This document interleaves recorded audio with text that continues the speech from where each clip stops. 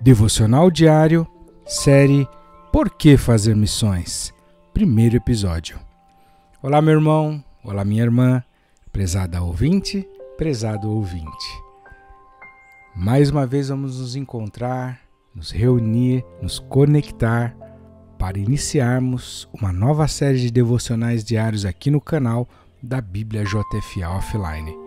Como digo sempre, é uma alegria imensa participar do teu momento de edificação, crescimento, reflexão, pensamentos, análise, mudança, estímulo, encorajamento, inspiração, sempre à luz das Sagradas Escrituras. Cada série com um tema diferente, todas elas ou a maior parte delas em 7 episódios. Então eu convido você a separar um tempo, pegar sua caneta, seu material de anotações, seu caderninho aí, ou sua agenda, ou se você é adepto, tem mais habilidade aos meios eletrônicos, teu bloco de notas do teu smartphone ou tablet, computador, enfim, da maneira como você se organiza, para juntos estudarmos a palavra de Deus e crescermos um pouquinho mais. Convido você também a compartilhar esse conteúdo com o maior número de pessoas que puder e ainda reunir gente, um pequeno grupo, familiares, amigos, para discutir aquilo que a gente traz aqui. São pílulas e vocês têm condição de se aprofundarem muito mais na palavra de Deus.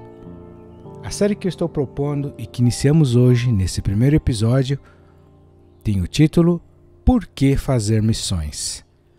E o meu objetivo nessa série é tocar o âmago da questão e atingir o centro do assunto missões.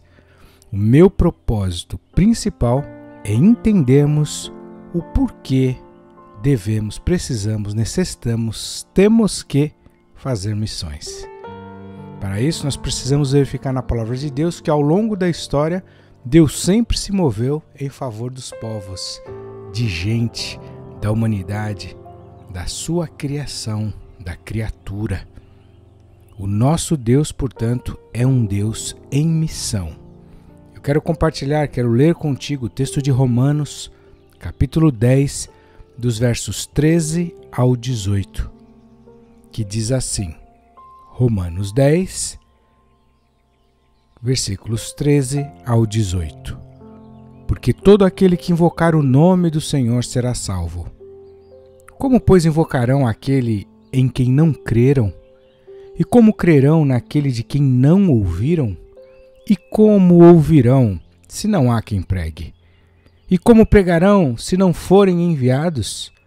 Como está escrito, quão formosos os pés dos que anunciam o evangelho de paz, dos que trazem alegres novas de boas coisas. Mas nem todos têm obedecido ao evangelho, pois Isaías diz, Senhor, quem creu na nossa pregação? De sorte que a fé é pelo ouvir, e o ouvir pela palavra de Deus. Mas digo, porventura não ouviram? Sim, por certo, pois por toda a terra saiu a voz deles, e as suas palavras até aos confins do mundo. O apóstolo Paulo, falando na igreja de Romanos, nesse texto conhecido, questiona que como as pessoas vão crer naquilo de que não ouviram falar, e como vão ouvir falar se ninguém pregar, e como vão pregar se não forem enviados. Ele fala que a fé vem pelo ouvir e o ouvir pela palavra de Deus. Ainda ele encoraja dizendo que são formosos os pés dos que anunciam o evangelho de paz, dos que trazem alegres novas de boas coisas. O nosso Deus, meu irmão e minha irmã, é um Deus em movimento, em missão. E é por isso que nós precisamos imitá-lo. Ou melhor, se somos imagem e semelhança de Deus, em que pese que o pecado lá no Adão, no Éden, corrompeu a imagem e semelhança e precisou Jesus vir para redimir todas as coisas e para restaurar a imagem e semelhança de Deus.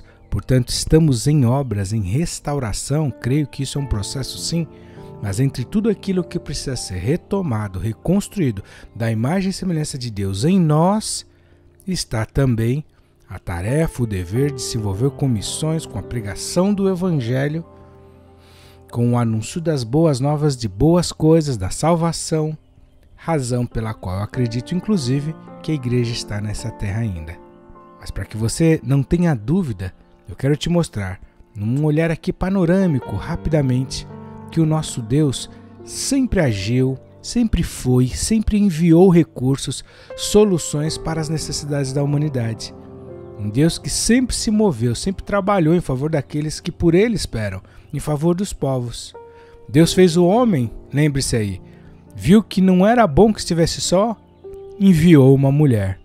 Deus, desde o Gênesis lá do Éden, enviando soluções, salvação, apoio, recurso, redenção, chance, livramento. Um Deus que está em missão. Deus percebe a corrupção humana, envia a solução, dilúvio nos tempos de Noé. Deus vê a dispersão dos povos, envia Abrão, organiza um povo, uma nação, para focar nela, para se relacionar, para manifestar a sua vida, para servi-lo, para andar com ele. Deus enviando aí novamente. Deus ordena a bênção dele, ordena a palavra dele, as escrituras, os mandamentos, através da sua lei, ou seja, Deus envia a lei para que o povo andasse de uma maneira que o agradasse. Depois Deus, à medida que essa nação vai se organizando e caminhando, Ele envia um libertador para tirar o povo do Egito, quando este povo entra em escravidão. Depois Ele envia uma promessa, uma terra prometida. Depois Deus envia juízes para liderar seu povo, dar direção. Ele envia reis para governar seu povo, para fazer o que era certo.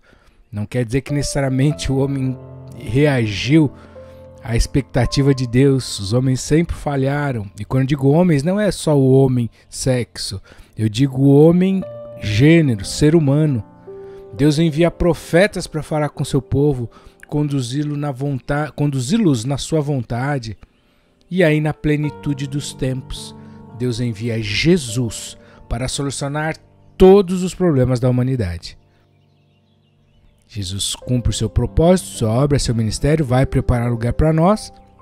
Um dia voltará para nos buscar, e aí Deus envia apóstolos para alcançar outros povos, os gentios, para alcançar o povo da promessa também.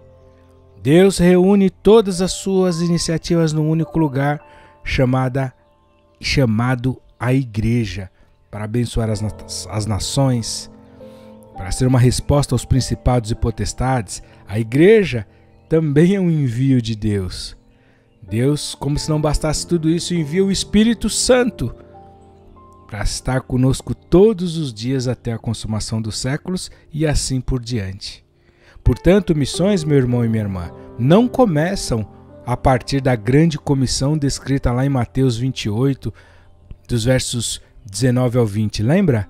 Missões sempre existiram desde que Deus existe e passa a se relacionar com a humanidade. E como Deus sempre existiu, Deus sempre foi um Deus em missão, criando o universo, controlando o caos, o abismo, com seu Espírito se movendo sobre a face das águas, pela escuridão, separando as águas de baixo e de cima, criando os astros para governar a noite e o dia, criando a terra, a porção seca, separando as águas.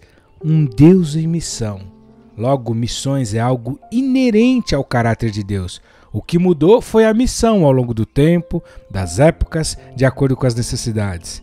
Hoje a missão principal talvez seja a expansão do Evangelho e outras que a gente vai falar ao longo dessa série, tão importantes quanto a pregação do Evangelho. Mas missões, você precisa saber, é algo inerente ao caráter de Deus.